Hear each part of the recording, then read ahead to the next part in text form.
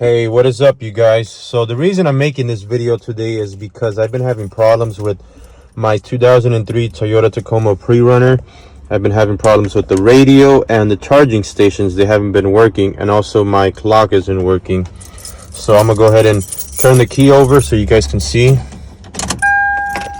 you can see, it doesn't turn on.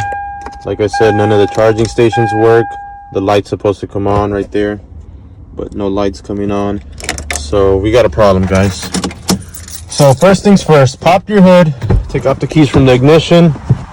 Let's go to the engine bay, and I'm gonna show you where the fuse box is located. So normally this is the first fuse box you want to check, and this is how you remove it. It's got a clip right here. Push it in, lift up, pull out, and it should come with a little tool. Mine does, with some extra fuses. But anyways, this is the fuse right here that we want to check. This is the one that provides the power to the inside. So let's go ahead and check that out. Set it to the side, and as you can see, it's still intact, which is good. So next thing you might want to check is your relay, but I highly doubt that it's the relay. So we're about to go inside and check the second fuse box. So let's go ahead and cover this up. Alright, so the next one you want to check is the one down here, and I've had problems with this before, so I'm thinking more than likely it is going to be this ACC one. It's a 15 amp, so you can see it's right there, this one.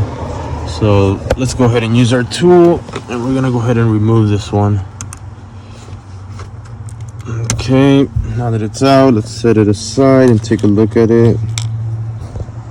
Oh yeah, and you can see that's the problem right there. Obviously that one's bad, so I actually went ahead and bought some fuses. 15 amps, so let's go ahead and install one.